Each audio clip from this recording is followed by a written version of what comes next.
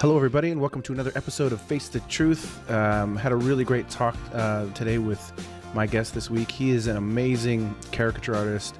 I'm personally a fan of his work. I love the way he exaggerates and pushes the shape, the form. I love the way he crosshatches, his structure, and then overall likeness of his characters and everything. He's an awesome caricature artist. Can't even say the word. And overall, just a really nice guy, super friendly, humble. And it was a real pleasure talking to him. So I hope you guys enjoy our talk. And again, thank you for all the support and all that good stuff. So without further ado, please welcome Thierry Coquelet.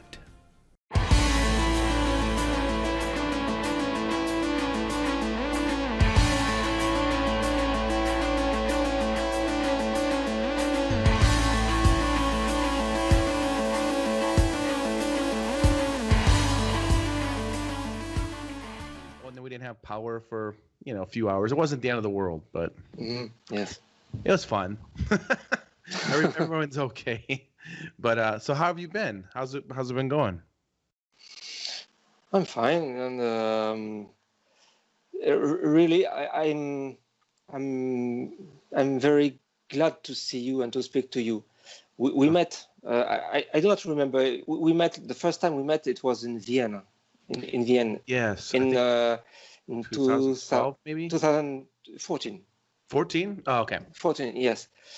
And I had the opportunity to see you drawing and painting on your and when you done your lecture, it was a great moment for me because you explained a lot of things. And you shared some paintings. It was a man with a fish in the eye, in the hands. Oh remember? yeah. A captain. I do not remember the title of the painting. The Captain's Fish. You're right. Yes. Yeah. And it was a wonderful moment for me. Oh wow. I understand. I remember when you arrived in the hotel. I was the first evening. I was doing my lecture at this moment, and suddenly when I was speaking, the door opened, and you came in the room when we were staying, and wow, and everybody turned. And wow, it was Jason. Probably had a glass of wine. Yeah, it was. That was probably one of my favorite. I got to go 2 years in a row. I think I was there in 2013 and 14. Yes. Yeah. You were with Jean Mulatier, with Sebastian Kruger. Mm-hmm. And Jan. Yes. Jan op de Beek. Yes. Oh, and Nate Kapnicki was there, I think. Yes, that first year. You were there. You were there. But yeah, that's one of my favorite times ever. Yes, your caricature for me was a very great moment at this time. It was a great. I appreciate it. I met a lot of people, people that it was a great opportunity to meet people. Oh yeah, there's a lot of awesome artists, really great people. Bernd, yes, and, gosh, it's a great team.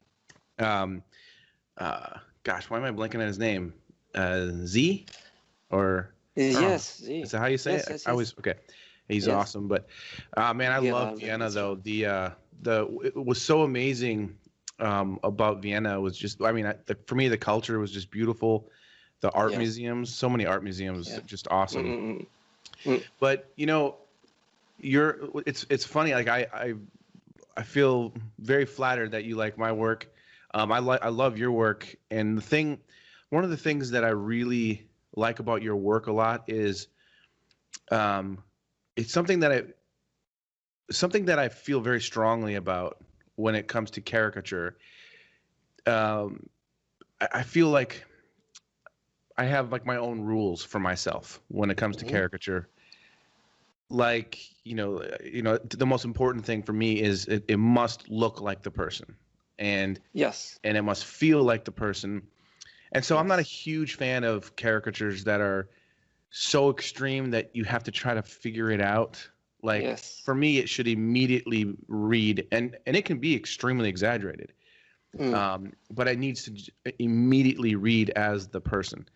Yes. And I also really appreciate and love strong foundation, strong structure with anatomy, but also shape. And that's one thing that I really enjoy about your work, because you check every single one of those boxes. You have strong exaggeration, but it's just enough. It doesn't, and sometimes it's extreme, but your structure is so strong and your anatomy is so strong, and the shapes that you push, that it just comes together so nicely. You have such Mm. your cross hatching technique is almost like robotic or computerized. It's so tight. It's so you know, very, what's the word I'm thinking? Very anal. It looks So, like you I mean, it's very precise and just very mm. so I really love looking at your work, and I love your cross-hatching technique. I love how you can see the form of the muscles. Like, you really like to define like the muscles and the different areas that really push and exaggerate the form Mhm. to come out. So it's really cool. I was wondering, like, Mm. when did you start that kind of a technique? Because it's very much like a signature look of yours, I think. That Mm. tight kind of cross hatching. Um, there are two things in what you said. First, the likeness, and second, the technique. Just a word about the likeness. Uh, for me, likeness is all. When you do a portrait, when you paint a portrait, the portrait has to be alike to the model. It's the first thing we see is the likeness. Mm-hmm. What is important and when you see an image, you just have a few seconds. Your brain has a few seconds to decide the if he enjoys the picture or the image or not. The brain, when you look at an image, the brain in 2 or 3 seconds decides if the picture is good for it for us or not. So when I draw a caricature, I try to go in that way, in this way. I try to find the likeness. Many times I feel I'm failing. Many times I judge my work on this, and I say it's not alike enough. Mm. You see what I mean? Yeah. But the most difficult in caricature is that when you do a portrait, in painting, an academic portrait, you have just to, I mean, copy the reality. In caricature, you have to make the like to find the likeness, but you have to exaggerate the likeness. You have to make to find the balance Yeah. between both, Yep. and it's more difficult. Sometimes when a caricature is too much exaggerated, it's very difficult. I agree with you to see who is painted, who is drawn. There is a lack of likeness. So the first, I always try to find the likeness, and second, the technique. About the technique and the cross hatching. This is because when I was a teenage, I started to use ballpoint paint, and I enjoyed this one particularly. And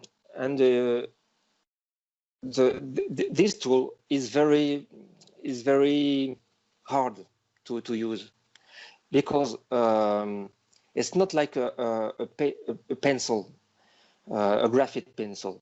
With a graphite pencil, when you put the graphite, you can have a very light gray to a very dark gray if you want. With a ballpoint pen, no. You can make a line or not. It's like a computer. It's a 0 or 1. You put ink or not. That's all. So you can just modulate the thickness of the line, and the thickness of the line need to if you want a very light gray, you have to just put very lightly the ballpoint pen on the paper. This is the first approach I had with this tool. And the cross-hatching is, at the beginning, I made cross-hatching in all the ways. But when I try to improve the technique, I try to make lines very parallel. You mean?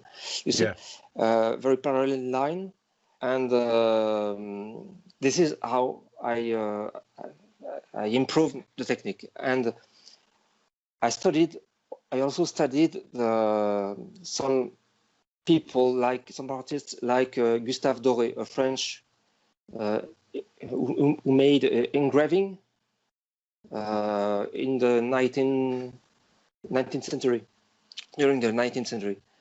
And his artwork is really wonderful. So I studied, and I understood that the line could, the cross-hatching could make the volumes very, very, very realistic. If you put some line in a certain way or in another. So I tried to make this, and this is the beginning of my technique. I tried to reproduce at first what the classical artist done in this way, and I enjoy to do it. But this is the tool has conditioned my technique. This is not my hand. This is the tool which was the first, which was the way, who showed me the way.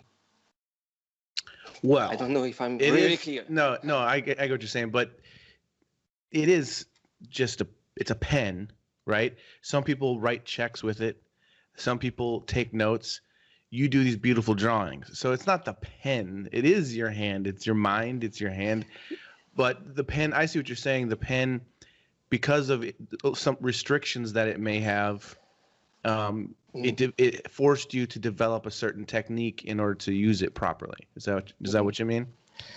Yes. What I meant is that my hand, yes, of course, my hand is the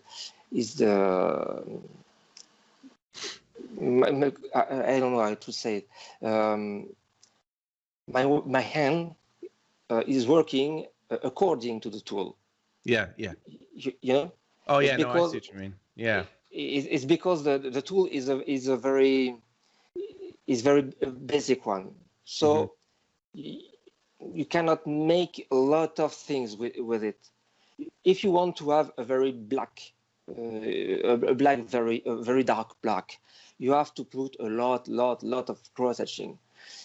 If you put the ball very hardly on the paper, you will make the paper. The paper will become very messy. Yeah.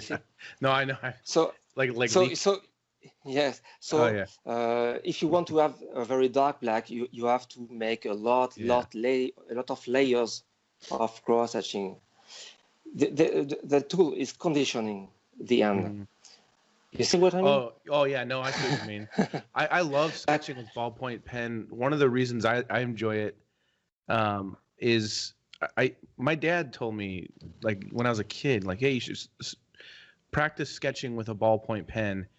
And his reasoning was there's no eraser, and so it teaches you confidence and teaches you how to be more direct right away. And so when I was a kid, a lot of my sketches in my sketchbook would be ballpoint pen, and I got to the point where I could sketch very lightly with it and get very light marks, and then just start to build up. And that's where I learned how to crosshatch, was by using a ballpoint pen. So the same thing you're saying, like, I started to realize by, even before I knew what crosshatching was, that it was an actual term. I just realized you can, like, develop form and shape. Yes. I was never as tight as you are, though. My cross-hatching style is a little bit more kind of sketchier, like a little bit more loose. I do that. But, yeah. I also do that when I'm sketching. My sketches are generally, my sketching are very messy. Yeah.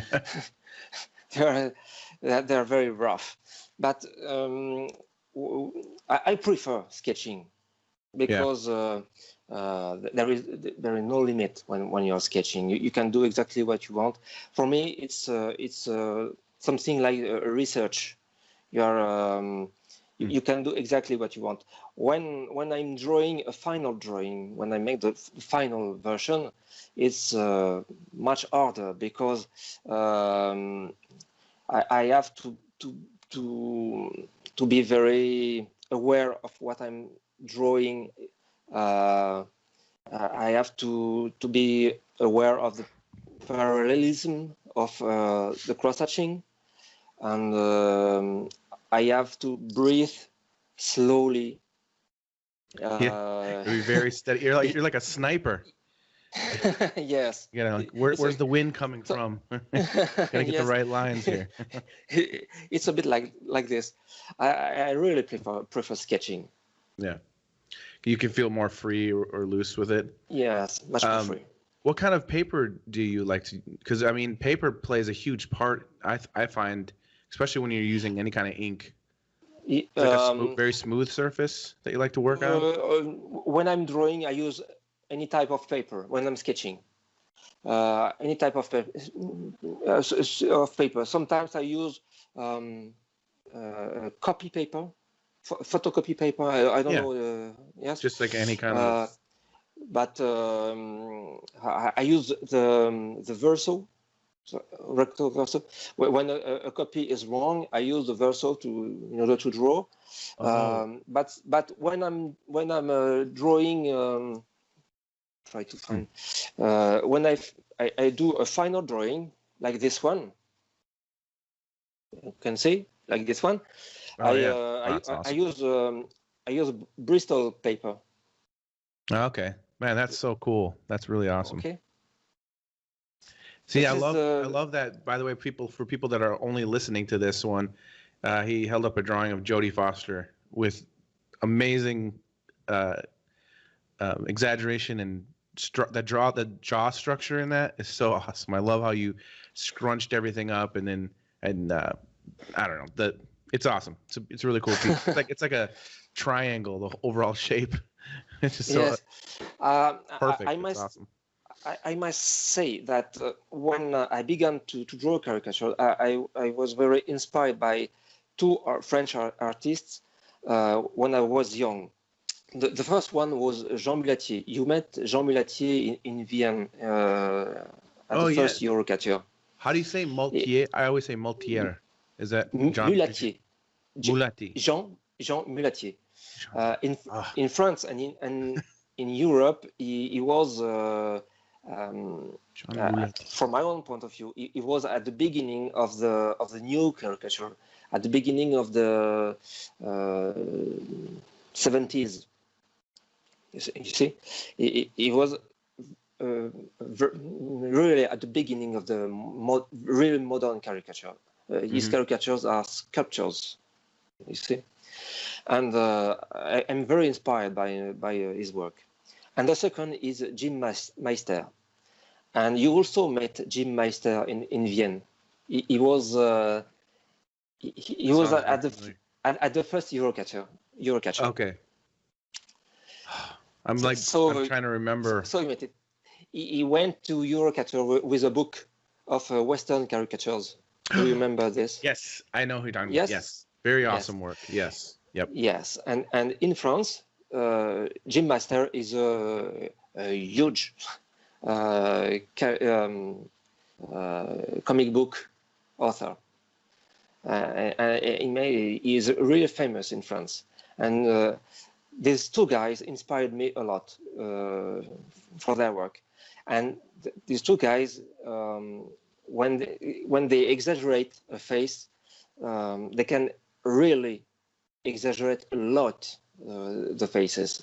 And it was really inspiring when I was a teenager. That's awesome. Yeah, I their work is amazing.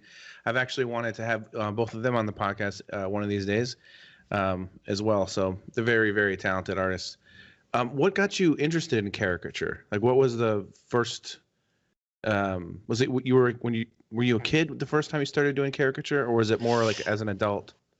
More when I was an adult. When I was, I began caricature when I was 13 years old. This is when I saw the first a TV broadcast on the French French television, which was called Tac au Tac. And at this time, Jean Mulatier, who was a young man, made the caricatures of Leonid Brezhnev. And in live, it was a live session at the television, and I was very. It was extraordinary for me because I was young, but I understood exactly what Jean Mulatier and Patrice Ricoeur, who was drawing with him at this time, and what they were doing on the screen. So I tried to begin some caricatures, and I really began caricatures when I was 17 years old, and I made some tests, and I enjoyed caricaturing my teachers, people like that, and but what I wanted to do when I was young was cartoons or comic books, and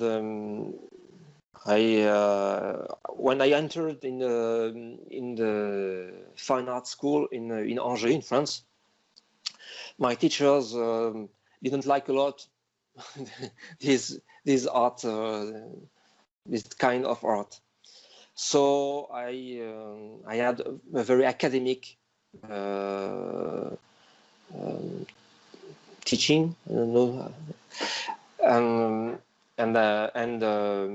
so I chose to draw architecture, and I changed the way I drew architecture, and but when I was working in architects' offices. Every time I came back home, I was drawing something else, and when the blog period began, this is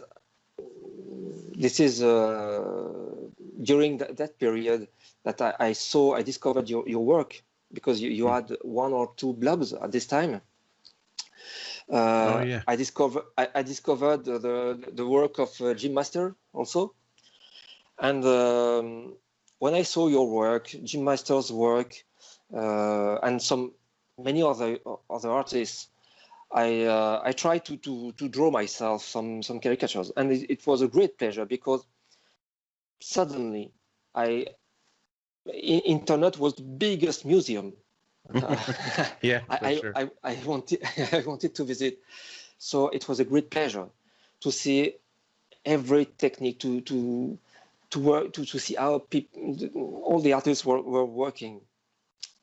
I had the the impression to be. It was the same feeling as if I was in the studio of each artist, because when you posted a caricature, you posted it. It was a caricature you made 1 or 2 days ago, and it was a real pleasure, because I had my feeling was that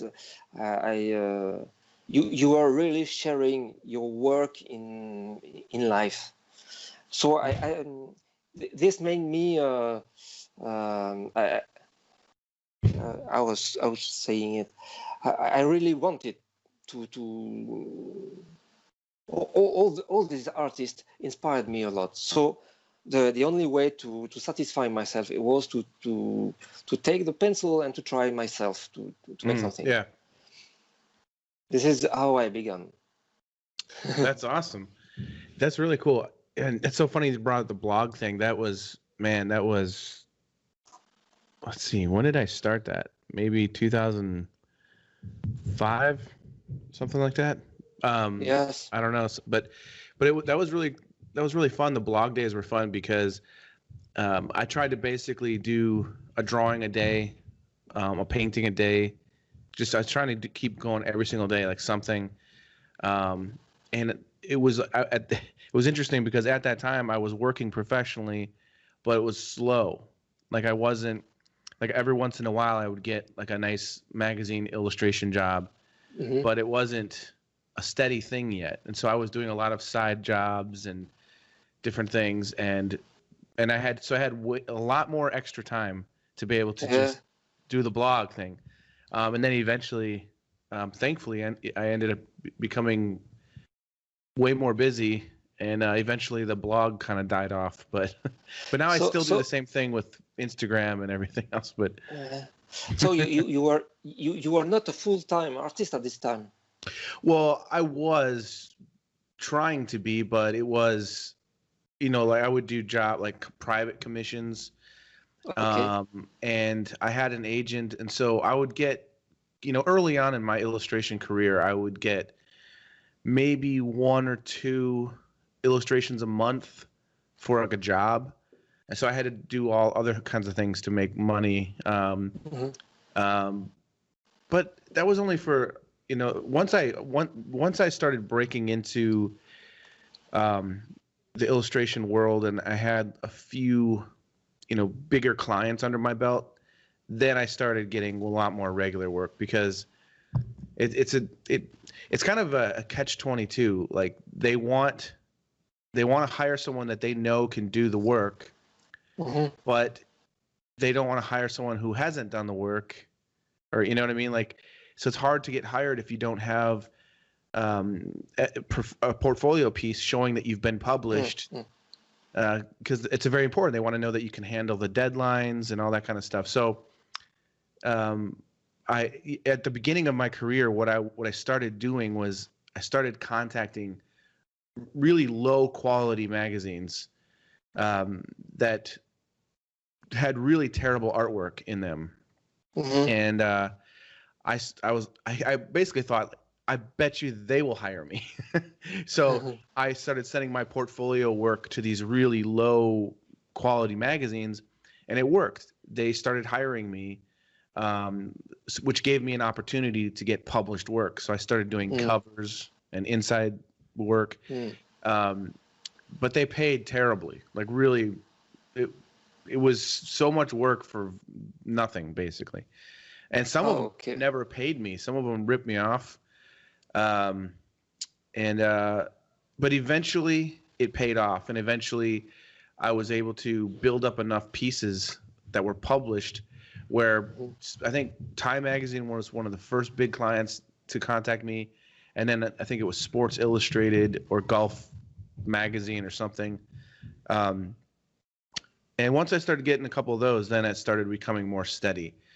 But it's the illustration world is a weird world. Like right now, it's super slow.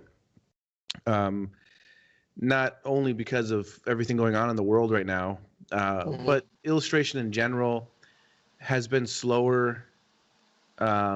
I don't know. It's got a lot of ups and downs, you know. Actually, this last year before all this COVID crap happened, I was actually doing really well. It was like a great year for me. I was keeping so busy, and then all of a sudden COVID came, and it was like, nah, you can't have too much fun, you know, like, so yeah, so it's been, you know, basically since March, it's been slow. I mean, I'm still doing illustration work and stuff, but it's just not been as, you know, I don't think magazines are hiring as much right now. You know, probably because of everything that's going on, but I don't know. I'm waiting for the next big job to come in. I just actually finished a couple jobs, which is nice, but yeah, I mean, I'm always keeping myself busy and creating new work, and which I think is important, you know. But I know, I suppose you know that you have a great luck, a good chance. I don't know, because there are not a lot of artists who can work like you do, because in France, for example, there are not a lot of magazine covers with paintings, or there are no caricatures on the covers. Yeah. Well, yeah, except for satiric newspapers, you know, and political satirical newspapers. But what you do for Time magazine, for example, you do not see that in France. It's impossible to have that. Today, most of the magazines prefer to use photos than paintings. Yep, that's an unfortunate. It's very frustrating. I mean, Der Spiegel that's big in Europe, right? Der Spiegel. I mean, it's from Germany, yes, but of course, yes, of course. But I've done several covers for them, and the thing that's crazy though is that there's been a few times I've done work for them, maybe 5. Let's just say 5 times, that they love the painting, and then they end up using a photograph, and I'm like, what? And then they tell me, oh, we love the painting so much, but we had a photograph like as a mock-up waiting for you to finish the painting, and then the editor decided he really just likes that photograph. So that's happened several times to me. I'm like, don't put anything in the there is a place, you know, a placement. Just wait for my painting. Yes. But yeah, I see a lot of you know, there's a lot of photography. I mean, there's nothing wrong with photography, I think, if it's done well. But there's a lot of like let's see, was it? I think it was maybe 5 years ago or so. It was after I did my Pope cover for Time magazine. I was hired to paint. Oh my gosh, what's his name? I think he was the Kurdish president, and for Time magazine. And I was so happy. No, it wasn't that. No, that's not the one. No. It was a painting of the guy from the Middle East. I can't think of his name. He was assassinated. He was assassinated. I can't think of his name. I think he was from Iran. I remember this painting. I remember. It was actually from a couple years ago. Yes. Anyways, I wish I could remember his name right now, but the guy was assassinated, and so the Time magazine had me do a painting of him, and I was so happy with this painting. Like, it turned out really well, and it was one of those paintings where I was like, ooh, this is gonna be good. This is like it's gonna open up doors. That's what I always think. Like, this painting is gonna help me get other work, and yes, of course. And plus, I just very happy with how it turned out. You know, very excited about it. And then they loved it. They're like, "Oh, this is great. Thank you so much." And then the issue comes out, and they used a black and white photograph instead of my painting. And I was like, "You didn't even use a color photograph? You used an old black and white photo." I did this like beautiful full color painting of this guy. Yes, of course. But what So did they frustrating. say? They didn't. What did they say? I don't. No? See, here's the thing.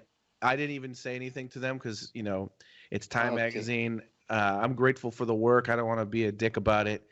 I just was like to myself, why? I don't Yes. understand. It was just so weird because my painting was clearly better than a photograph, and then they used a Yes. terrible photograph, and so that really.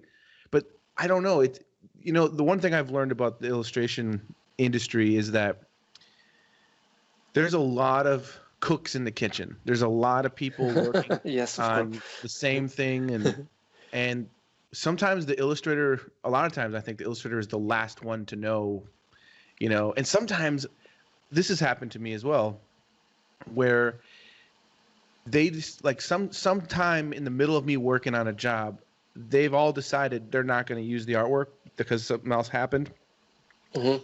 and they don't let me know because I'm already been working on it so much. There's like, just let them finish it. And I've had art directors say like, yeah, like we knew a day or so ago, like they were honest with me and like, but you worked so hard on it, we just wanted you to finish it. I'm like, what? Mhm. So it's a weird. But I just kind of, I easily used to get like really mad and frustrated about things, but now it's more. I realize more that I'm just a part of this whole huge machine, Yes. and I'm trying to do my best part to Yes. contribute, and I'm going to do the best job I can, and um, that's all really you can do. As long as they Yes. pay me, I'm okay. Yes, but when you say it's a part, uh, we must admit that when a painting, I remember the painting of the Pope you made a few Yep. years ago. When a painting is on the cover, we only see this cover. So maybe when we say it's just a part of this industry, but it's a main part of this industry when it is published, Yes. Yes. because because when Time magazine was published, we only see this painting. Hmm. You see what I mean? Oh So yes, and I think that. Um, you are very humble when you say you're just a part. oh, But yeah. this is the Well, main part. When the painting is published, this is the main part. I think though, like I've been saying this forever. Like ever since I did the Pope cover, that was my first cover for Time magazine, Mm. and that cover, it was very surreal for me because billions of people saw it. It was just everywhere, and I thought, man, wouldn't it be nice if I just got a small percentage of every cover that was sold? That would be really Mm. nice because in the magazine world, they only pay you a certain amount and that's it. Even though Yes. billions of people bought copies of it, it's like it's just kind of funny. And I've joked around with different artist friends of mine about this, and just because we in the illustration world, you basically have to kill yourself to get the deadline done and finished Mm. on Mm. time. And you're just like, they're like, hurry up and finish, hurry up and finish. And then you hand it in, and you're just like, oh man, that was a marathon. And then a couple days later, it's published. Everyone sees it. It's a Yes. great feeling. You're like, wow, I did it. And then it takes months to get paid. You're like, wait a Oh. minute. I everyone saw it, and they're selling tons of copies of it and everything, and I'm still trying to figure out how to pay rent right now. Mm. Like, Mm. what's going on? So it can be a frustrating thing. It's everywhere. It's the same thing. The Yeah. same thing. We have Yeah. the same problem everywhere to be paid. But may I ask you a question about the pop cover? How long did you have to make to paint this portrait? Um, it was only a few days. It was like Yes, but I started it was a week, or it was less than a week? less than a week. Less than a week. Wow. Yeah, I started in. I had to go to Vegas to do a workshop, Mhm. and I started sketching the Pope while I was there, and I think it's really funny because I was with my schoolism friends and Pixar friends that work for Pixar, Mhm. and we were in Vegas, and we were just having a blast in Vegas. We drank way too much, and we went dancing, and we just had a great time. And then I would go to my hotel room and draw the Pope. So I'm like in Sin City having a blast and then sketching the Pope. So Yeah. I had the likeness approved when I was in Vegas, and then I flew back to Chicago, and I think I had 2, maybe 3 days to finish it after I got back. So it was a very crazy, it was a pretty crazy deadline. But I mean, I kind of prefer those because it makes me focus, and I just, I mean, it was just one person, it wasn't like, as long as I remember I spent the most time on his face and also his hands. The rest of it was fairly simple because it was just white kind of material, but it's a hard work to be an artist like you do. But this is a part of why I do not work professionally as a caricature artist or an illustrator, because I really draw for pleasure, for my own pleasure. And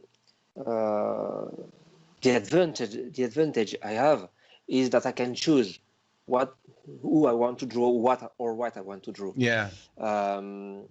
I think it would be very hard for me to work with such deadlines and not drawing or painting what I want to draw or to paint. Some friends of mine are working in advertising, and they send a sketch, and they send back modification to the sketch. And then there are many sketches, and then when the final paintings or drawings are sending, they still want something changing. Yeah, it's really hard. It's frustrating. The work I'm doing professionally, I have deadline, etc. I have a lot of work, too much work certainly, but this work is another part of my life, and when I have finished with it, I can draw. I can do exactly what I want. I do not have any other deadline, etc. I can choose what I'm doing. This is why I often had some problems when I had some professional contracts for pages in comic books, or because people wanted. I had deadlines, and every day I had a message. Do you remember the deadline? Or I have a phone call. Do you remember the deadline? Yes, of course. I know that. It's a big stress. I don't know, what you say. No, I totally understand it, and it's frustrating. It's more frustrating yes. when it's, for me, it's more frustrating when it's caricature, because, like, for me, it's easy or easier when I get hired to do a portrait of, like, a realistic portrait, because, I'm mostly focused on beautiful brush work.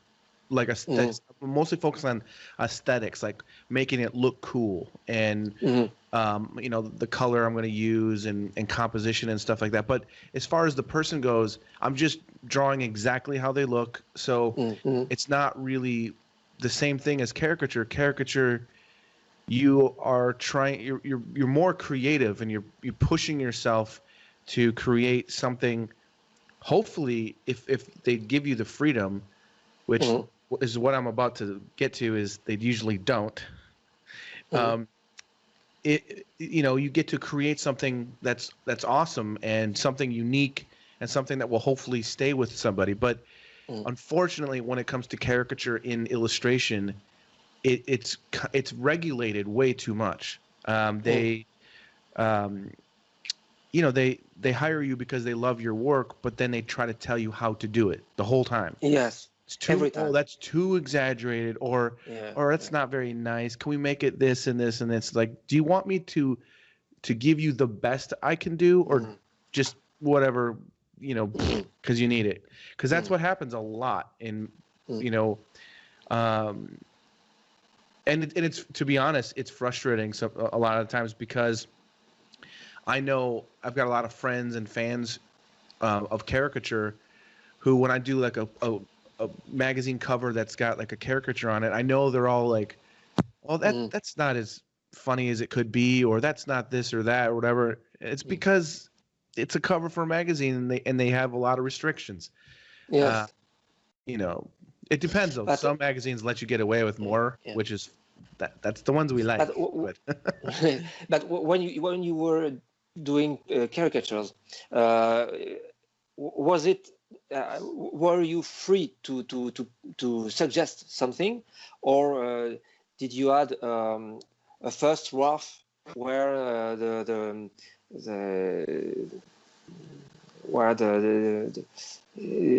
people told you, for example, we want Obama like this, and in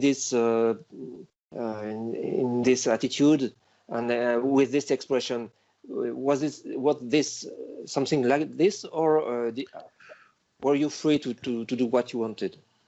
It really depends. I mean, most of the time they have a very specific idea of what they want the person doing. Yeah. And then what I try to do is to get away with murder. So I try to exaggerate as much as I can, add as much character and humor, and usually that gets like okay, no, that's too much or something. But there's one thing that I would do, and I know it's a little bit naughty, but it worked, is I would exaggerate it and push the character as much as I could. And I always was trying to, like, especially with Obama, I did so many Obamas. I always wanted to do something different every time. I wanted to try to push him a different way. And I would always get we really like it. It's funny, good likeness, but it's a little bit too, can you pull back the exaggeration just a little bit? Like maybe not make his ears that big or whatever. And then what I would do is I would say, okay, no problem. And then I wouldn't do anything. I would just paint it just how I wanted. And what I found is the more realistic that I would paint it, the more that it would hide how exaggerated it was. So like the pencil sketches looked more extreme and freaked them out. But if I painted it very, as realistic as possible, then they would just be like, "Oh, that looks so cool," So I got away with a little bit more by painting more realistic. Same thing with Tom Fluharty. Him and I have worked for the same magazines.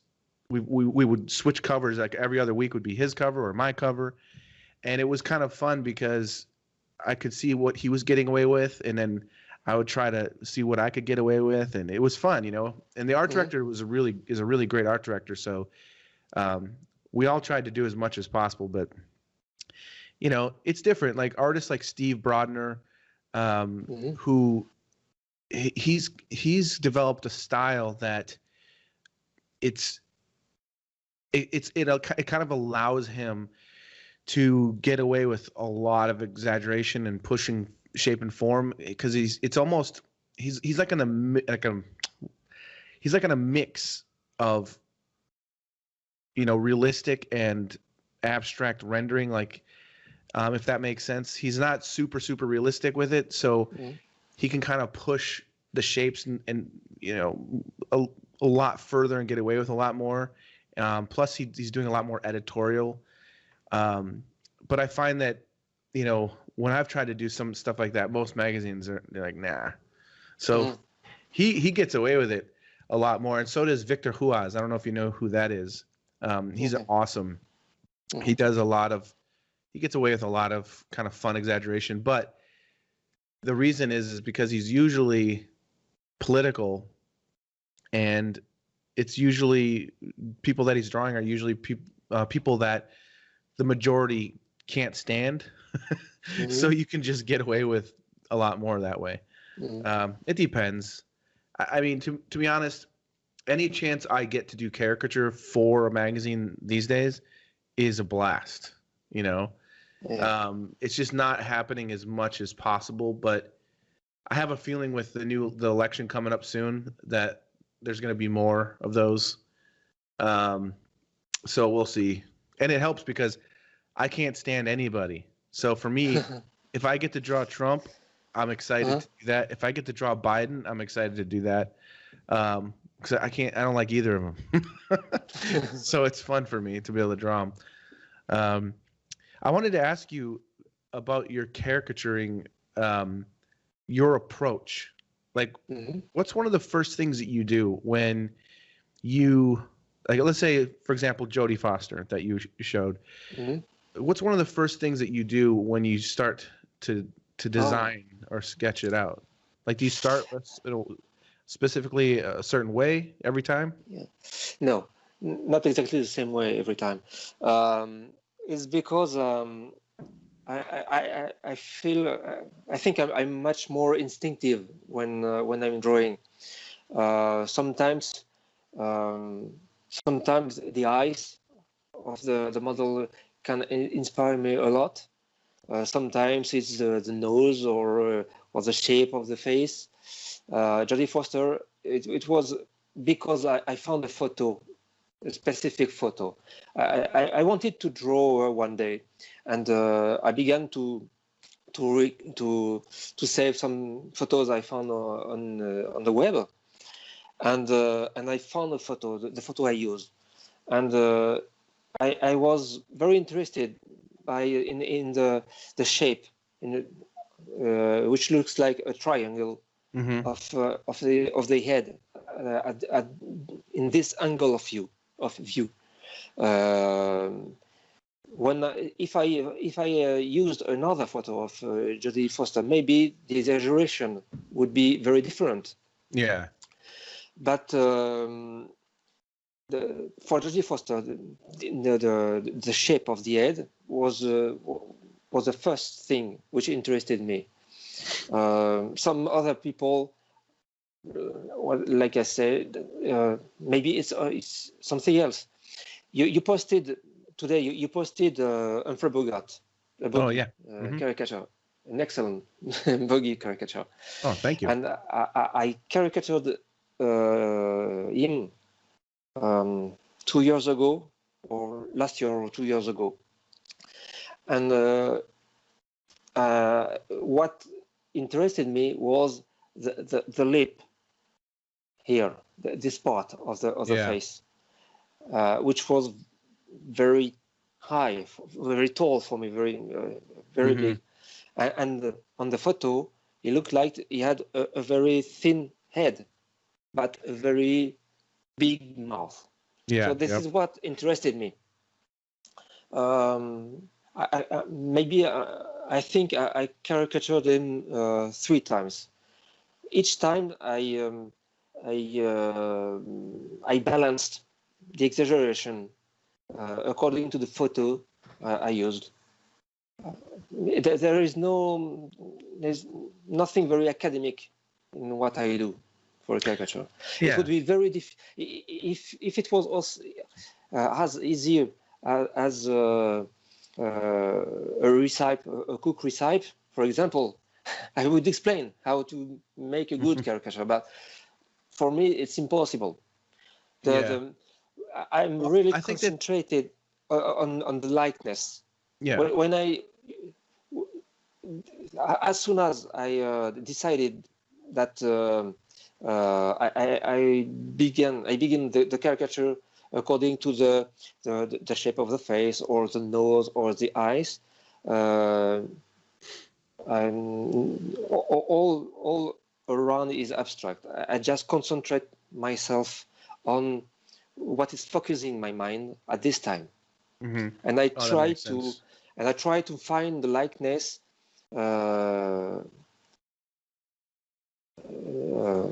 by the what I discovered first. Yeah.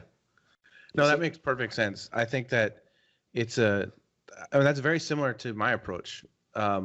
Sometimes I do this. I'll start with eyes or the shape, or it's kind of just to go with the flow. And I feel like when you're sketching, things just happen while you're sketching that you never even thought of. You're like, oh wait, it feels more like it's almost like you get inside a little bit and you're in a different dimension of thinking. It's like, because sometimes I'll look at someone and I'll see this certain shape and structure, and then as I start to kind of explore that, I find myself in a completely different direction with it. Yes. So what is important too is the 3 dimensions of the body of the head. The 3-dimensional approach is very important. Sometimes when I look at caricatures, we can find that the drawing do not respect the 3-dimensional. It's just an interpretation of a 2-dimensional photo. It's just this. Yeah, I know what you mean. This is why when I draw caricatures, I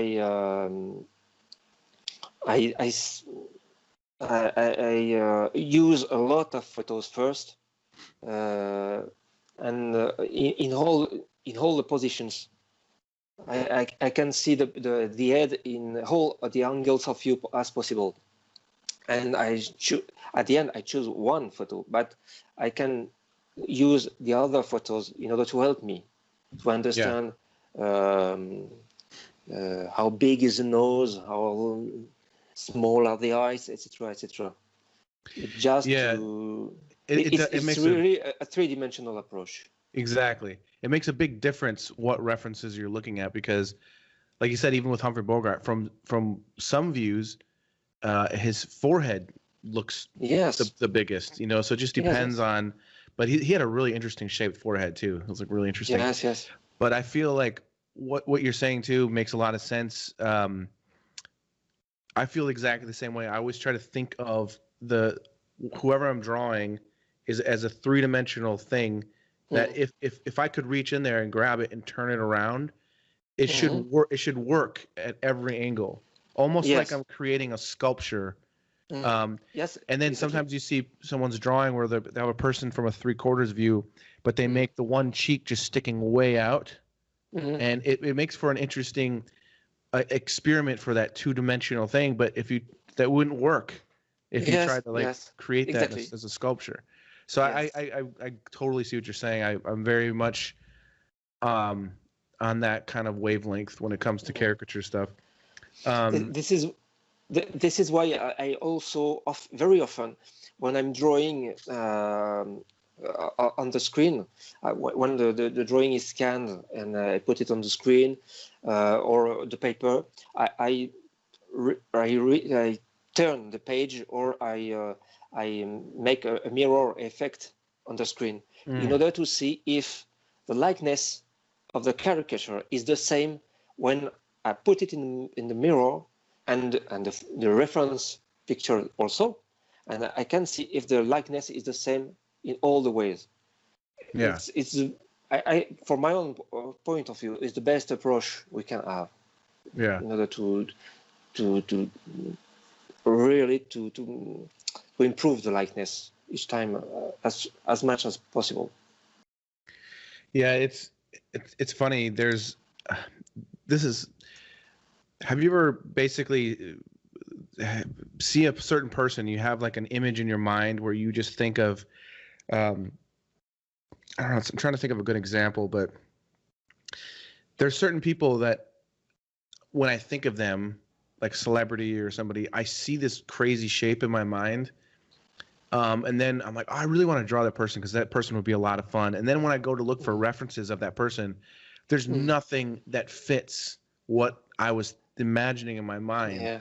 And it's hard because you can kind of, and then what I try to do is just use that image in my mind and kind of create an abstract version, and then just use all the references to create one image. And I used to do that all the time with like, with Obama, I used to do that where I would need a specific expression to fit. Like there's one of them that I'm thinking of right now where I painted Obama going like that, and but there was no references of him doing anything like that. Yes, of course. So I just took photos of myself doing that, and then found as many photos of Obama from that angle. I would look up Obama with his eyebrows raised, Obama with his mouth open, and so I would have to kind of Frankenstein together.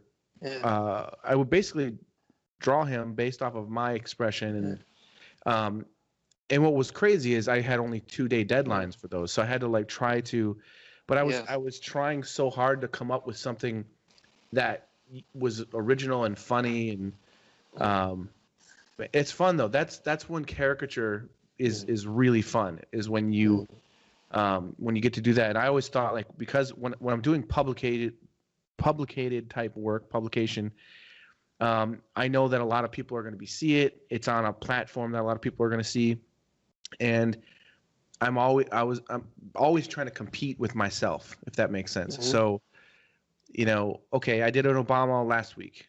I'm going to do another one this week for someone else. What can I do to take this to another next level, to be something that's funny or original, or, I can't. There's a lot of artists that I've noticed that I thank them for this, because I think it helped push me personally. But there's a lot of artists that I would find that once they figured out how to draw Trump or whoever, they just draw him the same way over and over and over again. And I can't do that. Like, there's something, like, I can never draw that person again that same way. I don't know if it's because I'm bored, or I just want to do something. Like, there's got to be something different I can do, something more fun and interesting. And so, like with Trump, I mean, I've done so many Trumps now, but I love it. Like, I love seeing what I can do to be funnier, or maybe a little bit meaner, or you know what I mean? Like, and that's a great challenge. I think as an artist, that's a fun challenge. To see what I never had. I never had the same problem that you had, but sometimes I remember that very often when I see I choose a reference picture, and I decide to make the caricature of this photo. At this time, I have in my head, I exactly know what I will do from the photo. And when I begin to draw, nothing is going like I want. And the result is not at all what my mind wanted to do, because the proportions, because everything is going in everywhere. So it's very difficult. I do not have the same problem of you than you, reproducing the same character in many attitudes different. In January this year, I had the opportunity to work for Roger Lowe for the spitting image. It's spitting image is a. You got to work for, that's awesome. Yes, I did not publish the drawings I done for spitting image, because for the contract I cannot. I had to wait the authorization to publish something, but I work for them for women caricature. I don't know why. Each time people ask me to draw female caricatures, it's very it's a bit frustrating for me, because I also like drawing men. But they asked me to draw. I do not remember 4 or 5 caricatures, maybe four caricatures. Beyonce, etc. Beyonce. I do not remember exactly the. And when I had to begin, I had to choose some photos, and when I began, I knew what I wanted to do with his head, but the result was not exactly what I expected as a result. But this is why we were speaking about the three-dimensional view we have from. I had to draw this caricature in the 3 dimensions. I had to make a profile, I had to make a face, and how do you say this Side face? three-quarter view? Three-quarter view, yes. Mm-hmm. Because the sculptures needed to these views. It was very, very difficult because in that time, you see that it's when you make an exaggeration, a facial exaggeration, it doesn't really work when you reproduce the same exaggeration in the profile view. It's quite difficult. But I imagine at the end that on the TV set, the puppets will move. So the exaggeration will, I suppose, will be efficient in any angle of view. But it's really difficult. It's in a way, it's a bit like what you were saying about reproducing the same character in different expressions, etc., etc. Yeah. No, I mean, I had to do something similar a while ago, like years ago, of Sarah Palin. I don't know if it was ever used, but they were designing like a doll of her, and I had to draw her face. So I had to like kind of simplify it quite a bit because I had to be able to draw it from all these different angles. So I know exactly what you mean. It was kind of a weird process. But for the spitting image thing, I thought I just saw something released recently where they showed Trump and different things. Was that something? Yes, they made a teaser last week or 2 weeks ago. Roger Lowe wrote me, sent me an email telling me that they showed a teaser. I don't know where exactly. It will be for not for Netflix, but for something like this in England and for Australia, Canada, I think. The podcast is will be on for these countries. It was a very kind experience. Roger Lowe, who created the spitting image, looks to be a very, very kind man, and he appreciated a lot what I was doing. But I was very scared because it was the first time that I had to draw caricatures in 3 dimensions or representing each dimension of the face. Yeah. And but it was very, very kind. Each time I sent him a new face, he sent me an email telling me that they were very happy with what I wanted. I sent them. No, but it's very hard, very, very hard to explore the exaggeration in 3 dimensions. Yeah, no, it is. I mean, it's weird too because people look different from different angles, different. Sometimes the lighting can change how the person's face is looking, and the whole thing can be a challenge. It's just even to find enough references that work for that, and of course, when they hire you, they're like, "Oh yeah, just draw these things. You just draw them for us." I'm like, "Okay." Well, I've definitely dealt with that. It's kind of crazy, but hey, before I forget, I actually have some fan questions for you that I wanted to ask you. So let's do that. Questions from fans. Okay, this is a question from Jonathan Rasmus. If I can find it. Oh, he said, so a question I might have for him is what what it is about caricature versus other art forms that interest you the most. What? May you repeat, please? What? He wants to know, what is it about caricature versus other art forms that interest you the most? I'm not sure I understood very well what. Like for example, art, like caricature versus realism or anything else. Like what is it about caricature that interests you the most? I hope I will answer in the right way. I prefer realistic caricatures, not too much exaggerated. I prefer very much low exaggerated caricature than a too much an extreme exaggerated caricature. But I don't know if it's a good answer for this question. But I say again what we said at the beginning of the interview. What is the most important for me is likeness.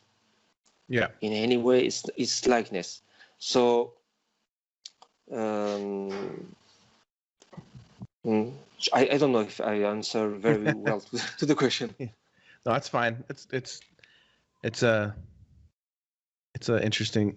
I mean, I was trying to think, like, for me, I think I prefer caricature more because I think caricature allows me to capture something more in a person. It allows me to capture more character and personality, humor, sometimes anger. It allows me to capture more emotions than a regular portrait does. You know, I agree with you. In that way, I really prefer when to see caricatures of my face than photos of my face. Oh, you're gonna see some of those. I think soon. My world, my vision of things, always push me to caricature. Mm-hmm. It's a natural way for me to exaggerate what I see. I exaggerate a lot when I'm speaking. Many times people say, "Wow, you are exaggerating." Yes, I exaggerate when I speak. I love caricature, so I exaggerate. But I also enjoy a lot portraits, academic portraits. Mm-hmm. I don't think some people like Sargent, the painter, the great artist Sargent. I don't know if you can say he is an academic portraitist, but portraits are, when they are at this level, as Ingres in France or Sargent. How do you say Sargent? Sargent? Mm-hmm. Yeah. Yes. John Singer Sargent. Yes. Yeah. John Singer Sargent. These level quality portraits are amazing for me. Oh yeah. So some of the best. All depends the level, about what level we're speaking mm-hmm. about. Yeah. Oh, for sure. Yeah. So I have a question for you. I'm going to say the name wrong again, but I have a question from, I'm going to try to sound very French. Okay. From Jean Mulatier. Jean Mulatier? Yeah. Oh. Oui. So I have a question. He sent an audio question. So here. Hello, Jason and Thierry. Here is Jean Mulatier from Paris, France. And this is a question for Thierry Coquelet, who is too an architect as his basic profession. So this is my question. Thierry, has your profession of architect helped you to build your drawings of faces by exaggerating more rigorously their geometric structure? And reversely, does your passion and skill and love for caricaturing human structure influence too your creativity of architect? Thank you very much for your answer. Thank you so much, Jean. Thank you so much. I send you a hug, a hug from my room. So it's a very interesting question. When I studied architecture, the teachers said us that when you want to put a specific kind of window on a facade we say, or facade on the front face of a building. I don't know what is the English word for this. Window pane. I'm not sure what you mean exactly. I think it's facade frame or something. Frame. No. The wall, the front wall of a building. When you put a specific kind of window and you want it to be in kind of way a little bigger than the other one, make it really bigger. Because if you just make it a little bigger, nobody will see the difference. When you want to put a color on the wall, put a very strong color, because if you make just a shade of color, it will not work very well. So the architects and my teachers told me that in architecture the best was sometimes to exaggerate the proportions. When you see, for instance, the Parthenon in Athens, in Greece, you know the Parthenon, the temple of Parthenon. When you see the Parthenon, it's not the front wall, I will say, of the Parthenon is not a rectangular. It is exaggerated in order to make the proportions better when you are in front of it, because they want to adapt to the perspective of the building, of the temple. So everything in architecture may be exaggerated. Wow, that's the first point. The other point is architecture learned me how to structure something. Not when you draw a building in the elevation or the plan, the roof, the level plans, you have to put some walls. You have to make openings in the walls, and there are proportions that exist when you want to make something comfortable, when you want to make comfortable spaces. But all is a matter of structure in architecture, because if you want the building stay straight, you have to be very, very efficient when you are thinking of the drawing. So when you draw an architecture, you have to make straight lines, always defining the straight lines in what you do.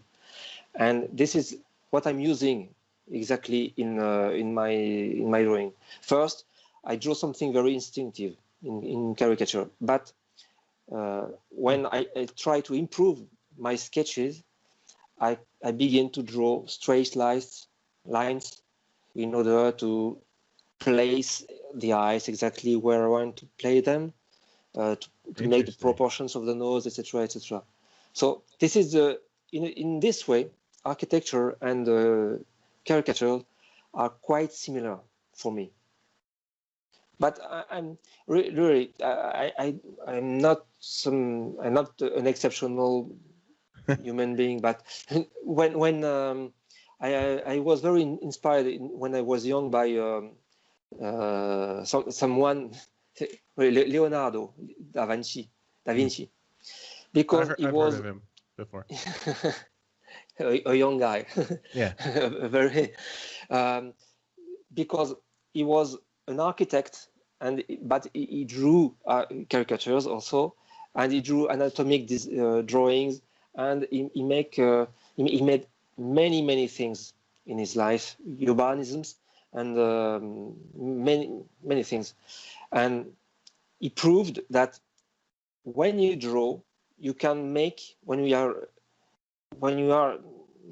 all the skills that are required for drawing, you can draw whatever you want.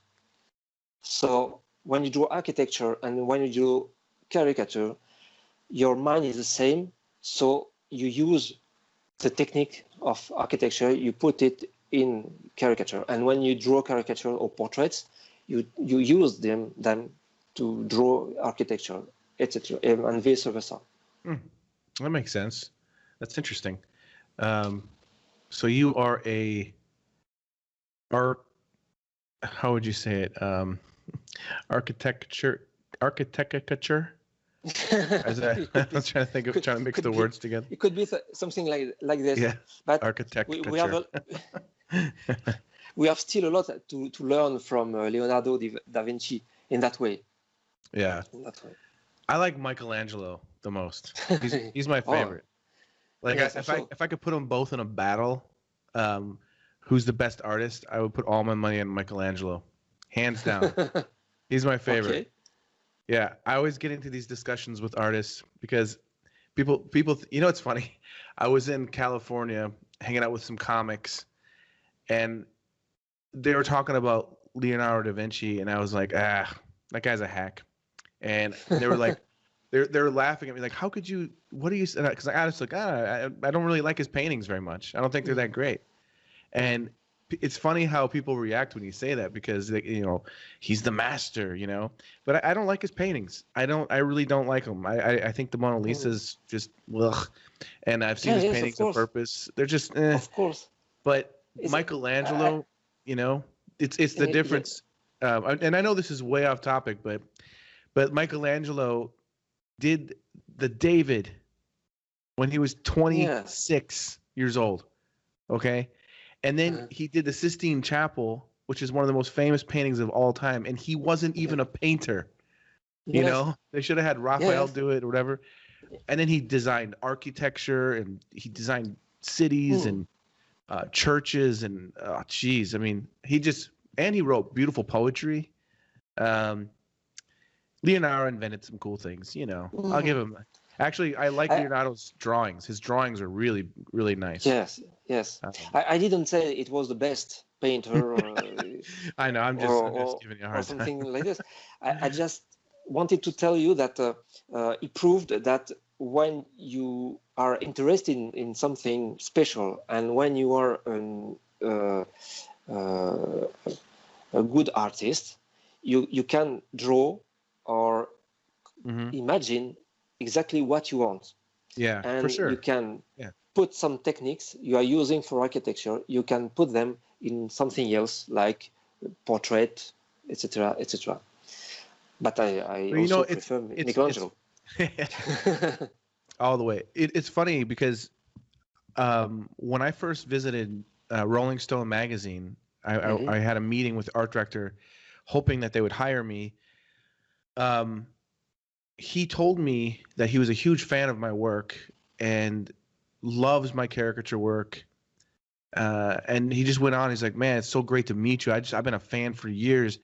And so I just flat out said to him or asked him, like, well, why haven't you ever hired me? Because I said, I love Rolling Stone magazine. I've been wanting, it was like my dream job to do work.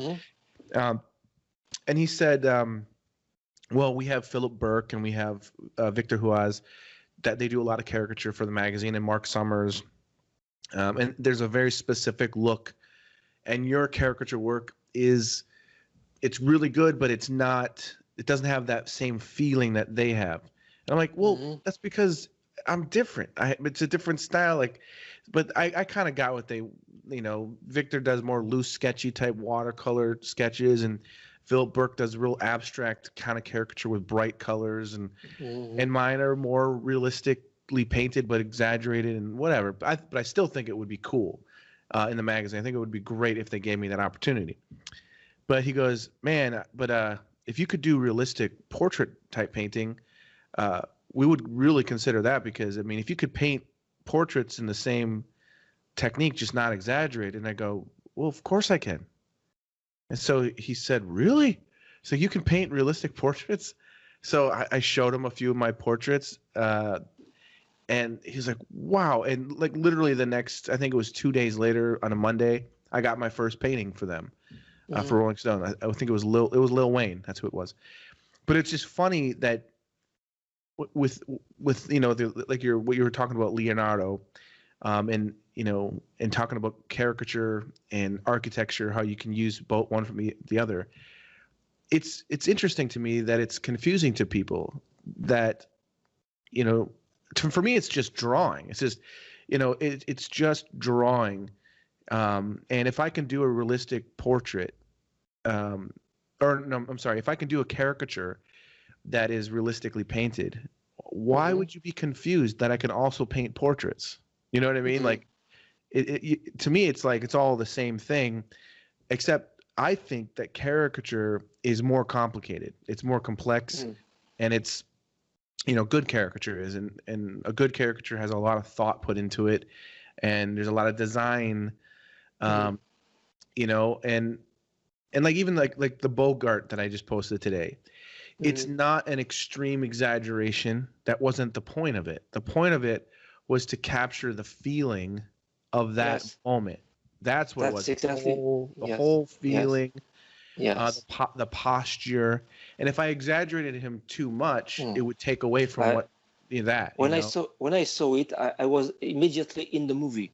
When I saw your caricature, your bogey caricature, I was in the movie. Immediately I was in the movie. Oh, that's awesome. And this is exactly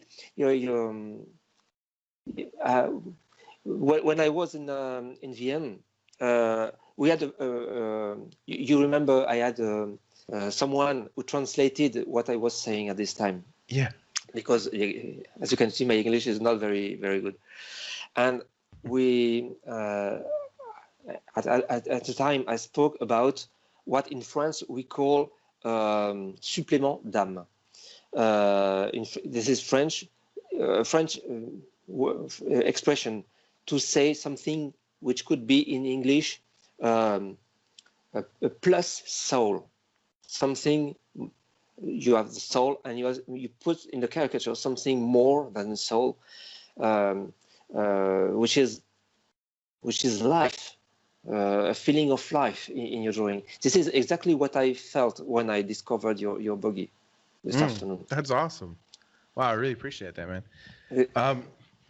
Yeah, that was a really fun painting to do, actually, because I'm actually going to put out a video. I recorded the whole process. But what I was trying to do with that painting was I did it on my iPad, and I wanted to do it as traditionally as I could. I tried to leave out certain digital things for, like, basically I didn't want to zoom in hardly at all. So I wanted to keep it pretty much at this smaller size. I wanted to paint everything from that distance. I zoomed in a couple times just to get certain things softer or whatever, but for the most part, it was all done at one size. And then I also didn't use any layers. It's just one layer.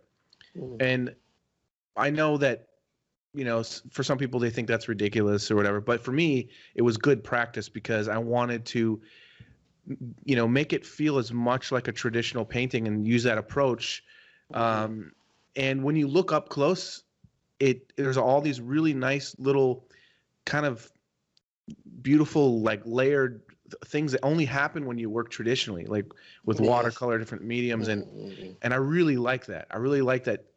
Because it's like doing a digital painting, but you're still creating a piece of art out of it. It's not just let's see how much of the work the computer can do for me, but instead I want to try to, do a brushstroke here and a brushstroke there and kind of build it up.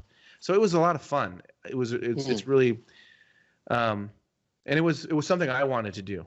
So it was kind of, it just was more fun for me. But anyways, I have a bunch of fan art that I want to show you.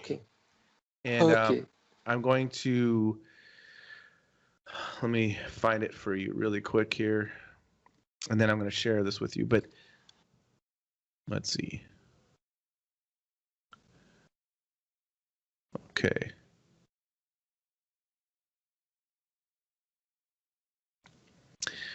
All right. So let me share your screen. So this is, we've got maybe 10 to 12 pieces or something like that. So let me see if you see this. Do you see the drawing? Okay. Wow. Who is this? Who's the? It's my face. It's me. Oh, you do see it? Who drew this? Oh, okay. I couldn't tell if you could see it or not. This is by Dominic Zeilinger. Okay. Good. I enjoy a lot that kind of shapes. I'm unable to draw like this. I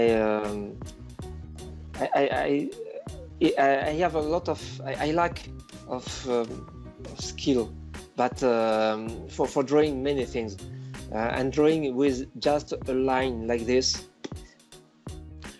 Yeah, very good. He does a lot of really interesting design type work that I really like. It's pretty cool. Oh, yes. This one is by Hossein Rezapor. Okay. So this is. I look a bit older and a bit bigger, but a bit fat. but it's the same eyebrows, etc., etc. Yeah. And my teeth. This is a drawing by Tony Lewis. Tony Lewis. It's Tony Lee is a great friend of mine. Oh. He follows me for many years now. He's very, very kind guy, and he also enjoys to draw superheroes like Superman, Batman, etc., etc. Oh, cool. I love a lot what he's doing, because when he began, he was what we call a beginner, and I had the pleasure to see how he improved his work by copying, by trying, testing some techniques, and etc., etc. Oh, that's awesome. The way as it should be. This is one by Ray Shipman. Okay. People have really see my my teeth. Excuse me. But I really prefer to see my face in caricature. This is an interesting one. This one is by Theo.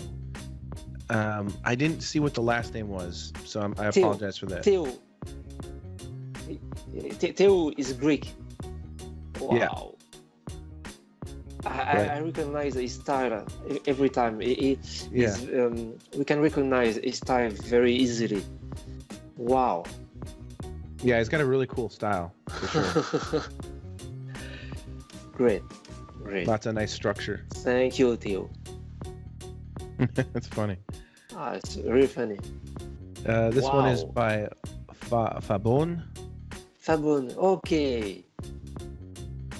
This is the first time I have a big nose, but I have great ears, of course. Yeah. Yes, good. Side profiles are a lot of fun. I enjoy a lot the ballpoint pen. Yeah. On the drawing. Thank you. It almost looks like it's like stabbing you. It's coming out of your eye or something. Yes. Here's one by Ari Vanderweist. Okay. I don't know if I said that name right, but get the teeth. That's funny. What is interesting in caricatures? You can. These colleagues and friends drew me with the same photos, with the same references. And what is interesting in that case is that whatever the photos, whatever the artist, you have every time it's a different version.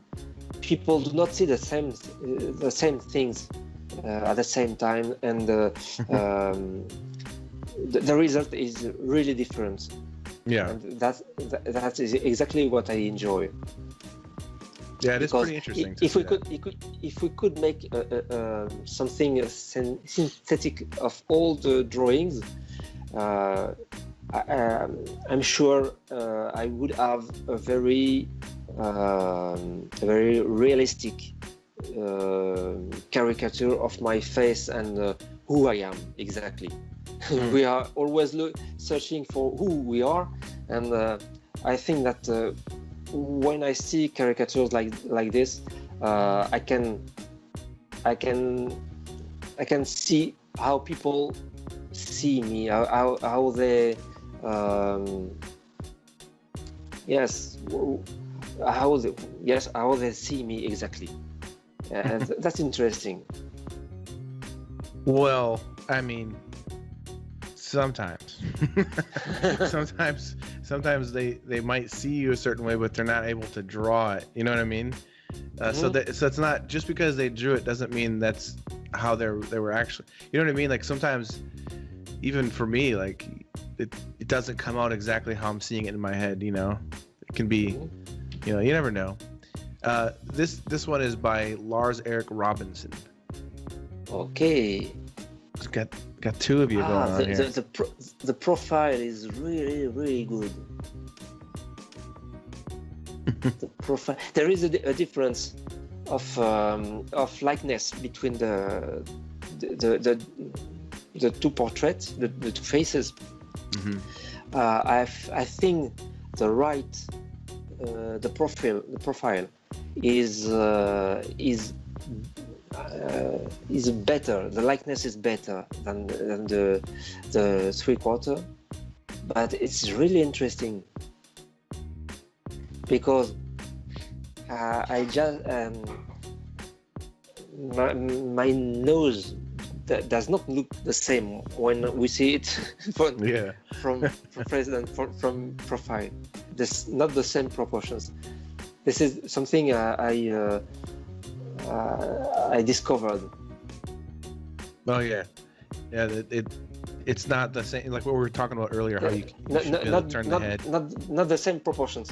When I was young, I thought my nose was very small, and finally, I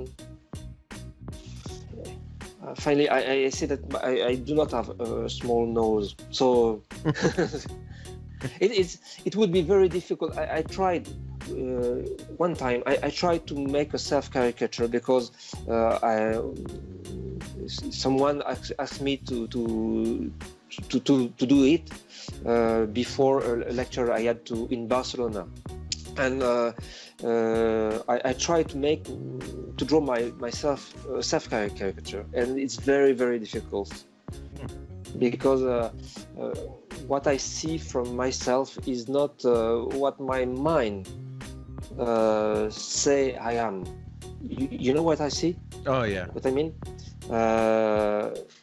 When I look at me in the mirror, it's very different than when I look at me on a photo. And it's very, very difficult to make a self-caricature. Oh yeah, it's definitely challenging. Very good. Here's a fun one. Yes.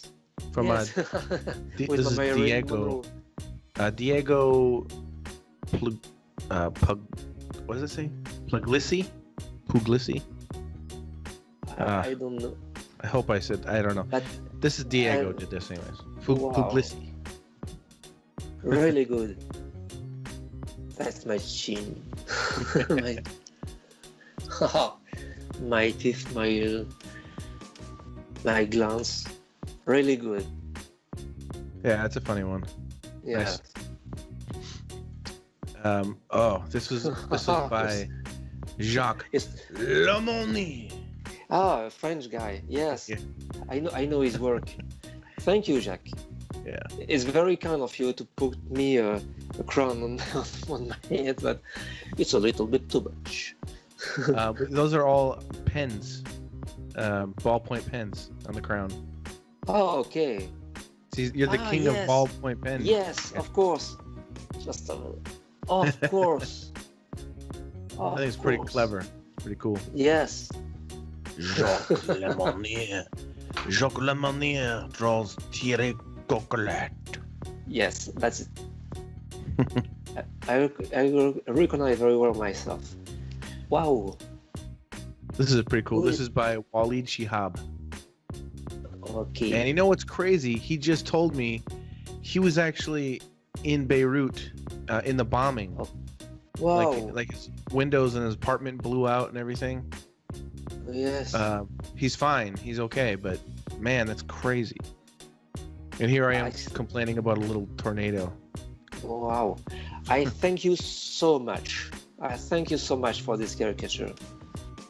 Yeah, it's very cool. And I send all my thoughts to you and all the people from Beirut. Yeah. Wow. Thank you so much. This is cool. This is a nice piece. Yes. Yes. I enjoy a lot that lines. Very. Oh yeah. This is by Jonathan Rasmus. It's pretty cool style. I like this style. Yes, yes. What is the technique? Is this colored pencil or is this sanguine? What we call in France sanguine? I don't know. Yeah, I don't know. It looks like a kind of like a crayon. I don't know what it is. Color pencil or some kind of crayon. Yes. Crayon. Color pencils. But yeah, it's really cool. Like on a toned paper. It's exactly what I told you about my nose or my teeth or my glance. That's it. Yeah, it's very nice. And this is the last one. This is by Shin Wakabayashi, I think. A Japanese artist? Yeah, I believe so. Yes. Yes. Very cool wash. Yes. Yes. The brushwork is really cool. Yes. Yeah, I love it. This is exactly what I am unable to do. I would like to paint like you do or like this, but I have a lot of work to be able to do that. It's fun. I love painting and I love sketching, and I don't know which one I love more, but it's all fun, man. It's all good. Am I back? Yes, you're back. Okay, cool. Well, thank you so much, everybody, for submitting the drawings and paintings. That was so awesome. Yeah, it's so cool. And thank you, Thierry, for joining me for this and having a nice little talk. This was really fun. I feel like I got to know you a little bit more. That's me. Well, thank you very much. I am really sorry for my very bad English, but it was a great pleasure to speak with you. Oh, same here. And as I told you before, your English is a lot better than my French. Like I think all I know is, and I think I know, ooh la la, c'est cher. I have to say it like that. Ooh la la, c'est cher. I had French in, I think it was the 6th grade, and they made us take French. I don't know why. And yes, you told me when we were in Vienna. You told me that your French name when at school when you were studying French, it was Jean-Jacques. Yes, Jean-Jacques. Jean-Jacques. And I was like, asking my teacher. I remember like, why can't I just be Jason? She's like, that's not French. I'm like, yeah. I do not remember the English name I had when I studied English when I was in college, but it was quite the same. I didn't know why Like the George, teacher wanted wanted absolutely to give us an English name. Yeah, that's funny. But I wish I could speak French. It sounds amazing, and even when you speak English, your accent sounds cool. So it's awesome. Yeah, I love. Thank you very much, and thank you very much, Jason, for the time. Yes, no problem. Thank you so much for joining me for this. It's been awesome. It's been a fun talk, and I think that there's a lot of cool things. We had some good back and forth talk about art and caricature and stuff, so I think that's really going to be fun for everybody. So everybody out there, stay safe. Don't do drugs unless it makes you feel better. And what else? Let's see. What else can we do? And remember, love is all. Yeah. He's trying to be a sweetheart, and I'm trying to be a stinker. All right. Thank you so much, everybody, and we'll see you next time. Thank you. Bye. You want answers? The truth shall set you free. I think I'm entitled. You want answers? I want the truth. You can't handle the truth.